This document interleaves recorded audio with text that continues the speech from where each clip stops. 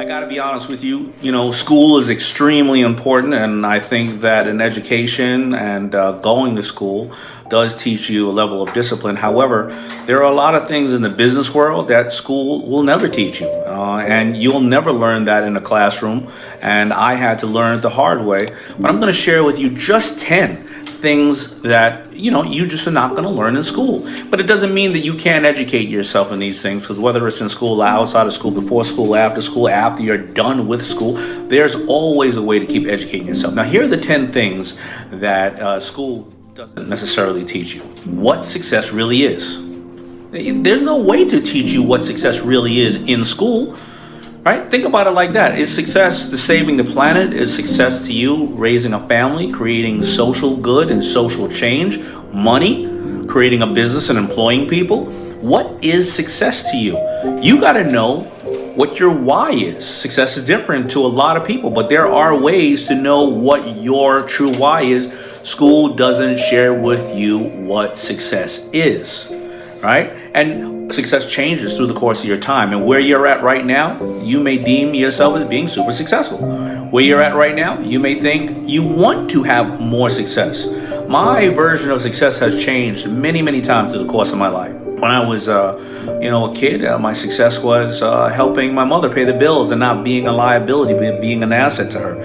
Then it was challenging myself. Then it was, I did not finish school the way that most people thought that I should. And so how am I going to further my education outside of that?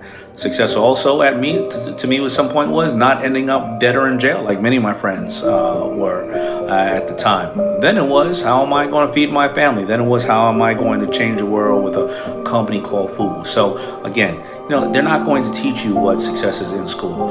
Number 2 is how to find your passion. What really is your passion? Now, you already know, a lot of people who went to school or they've gotten out of school and they've said, I went for this and now I'm doing this because that wasn't my passion.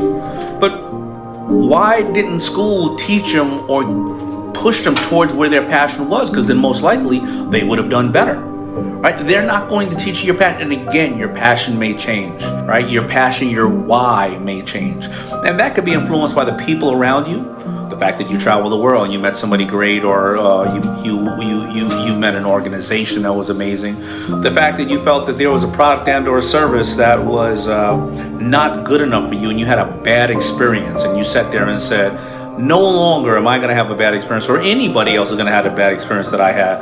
I'm going to change the face of the way the business is done. Again, what was my passion with FUBU? It was the fact that there was a market that was being neglected, and I felt like I was being taken advantage of because I was buying clothes by designers who just didn't want kids who would love this music called hip hop, buying their clothes. And that became my passion. Wait a minute.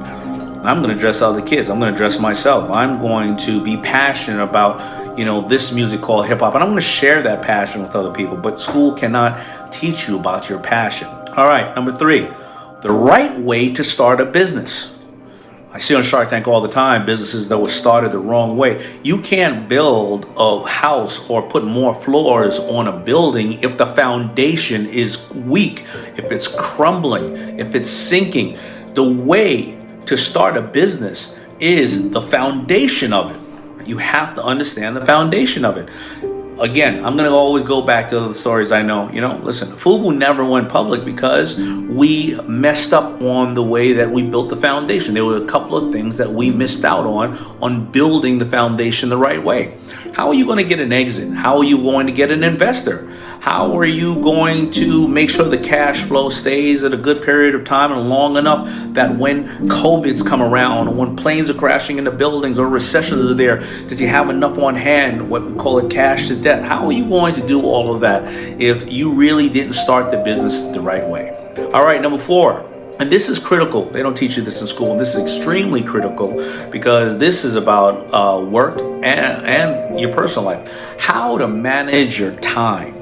That's the only thing you can never get back is time. And by the way, when you're dealing with a business, there is no perfect time. You only make the perfect use of time. How do you manage your time? And when you start to bring people on, how do you manage their time? Right? Time is money, isn't it? How do you manage time? And if you don't know how to manage time in business, well then will you ever have time at home for your personal time, for whether it's your health, whether it's your family, whether it's your faith, right? Or whether it's your extra other hobbies that you like, whether it's a charitable organization you want to be with. How to manage time. Time management is extremely important. Now you can go and of course read the entire book of Rise and Grind. I hope you did already. But if you didn't, I'm going to give you more ways to understand how to manage your time. Next one, you always hear me talk about it. Probably the most important one is, and they don't teach you about it in school, is how to manage money in your life and business. Financial intelligence. Remember, you got to be able to balance a checkbook at home just as much as balancing a business. How does cash work? You know, there's a great saying that I love. If you don't know how interest works, you'll always pay it. If you know how it works, you'll always earn it, right? That is how you got to think about cash. That's how you got to think about money. I don't want to be the broken record, but you also heard business is very simple. Increase sales or reduce costs. Those are the ways that you manage money. Isn't that the whole reason you're in business? For the money and then to create change, but you can't create change if you don't have any money. And me starting out with zero money, $40. Well, how did I get to where I am today? I learned how to manage money, but I didn't learn it right then. I learned it after mistake, after mistake, after mistake, after mistake. But I was not too late. I kept trying to learn and I finally learned it. And I'm still learning more financial ways to be more financially intelligent even till today. All right, number 6, how to communicate with your customers. That is really important because it's your communication, your ability to tell a story. It's your ability to find out what they really need and bring that out of them and over deliver on that. It's your ability to thank them. It's your ability to tell them a really quick story of what you do so they can easily communicate that with other people when they tell them about why they support your brand, product, services, or yourself. You have to be able to communicate. Listen, isn't the only reason why the human beings and the human race is the dominant race on the planet because our ability to communicate? That's what separates us from the animals. We're able to communicate with each other, to tell people how to build this, how to get here, how to travel this, to do that. That communication is key. And communicating with your customer who can buy something from anybody at any time. You think you have something special? You don't have anything special. You have a special way that you are communicating it to a certain person that you know you are transitioning from this part of their life to this part. You don't have to be transitioning them in a way of changing their lives. But you know what? If you know that right now they have a salty craving for stuff, well, you know how to sell them Cheetos, the Cheetah and the Chester Cheeto, whoever the guy is, and you just transition them there from being hungry to having a belly full of Cheetos. It's very simple, right? Or it's content. Think about comedians. They're not transitioning somebody from the entire world. They're just transitioning somebody to make them laugh. Maybe you were in a bad mood and a comedian made you laugh. Maybe you're in a great mood and a comedian made you feel even better.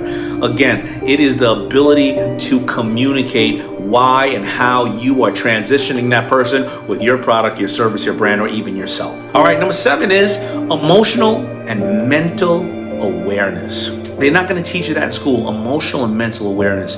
If the core of you is not there and you don't know your why, or you don't know what is holding you back or what is pushing you forward, the mental and emotional awareness, then you can't be successful in business. You have to really tap into yourself and understand what you're doing. Why are you doing it? Why are you not doing it? Why are you in this funky mood? Why do you need to go and talk to other people? Because as an entrepreneur, you can't talk to anybody often. That's what you think, right? Remember, I always talk about Kate Spade and Anthony Bourdain, and they seem like they were on the top of the world, but what happened? You got to act like you are fine every day. You can't tell anybody your problems. You got to listen to your employees' problems. You got to listen to your customers' problems, right? Emotional and mental awareness is extremely important because you don't want to make the bad decision because you were in a bad place. All right, number 8, how to sell your ass off. You're selling all the time. All the time. You are selling, you are pitching. You're pitching when you're trying to get to the bathroom before your husband or wife. You're pitching when you're trying to get your customer to buy something from you, when you're talking to the bank, when you're talking to a vendor, when you want somebody to take something back, when you want somebody to give you investment, when you want somebody to give you a better cost, when you want somebody to deliver it next day instead of next week, right? When you want somebody to give you 2 for 1. You are selling. You're always selling. you're selling to your staff, when you want them to get behind you on something, when you want them to trust you, when you're trying to hire somebody and you're telling them that this is the place that you need to be because we have a certain amount of core values. So you have to know how to sell. And when in school do they teach you how to sell? They don't teach you that. Now, number 9, we're almost there. How to negotiate. Now, selling is one thing, but negotiating is different. Negotiating is the ability to go back and forth and see the other person, what's in it for them, and find a way to get what's in it for you and meet in the middle. How to ask the right questions. A lot of times when negotiating, people don't ask the right questions. A lot of times when negotiating, people actually don't know what they want when they're negotiating. Hey, sharks, I want a deal. I wanted this. I wanted that. I wanted this. I wanted that. All right, well, how am I going to get my money back? I don't know. I didn't think about it. I just thought you guys are rich and you don't need the money back. I was so busy thinking about what I needed when I didn't think about what you needed. I don't know if I want to work 20 more hours a week.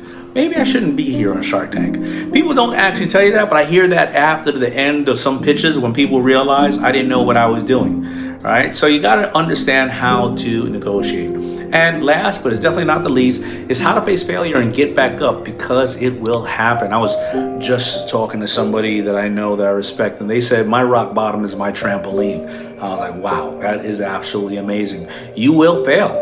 I promise you, you will fail. And often you're going to learn how to fail and how to repair yourself from that failure.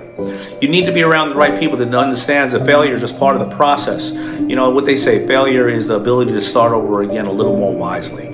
And these are the things that you need to know that they do not teach you in school.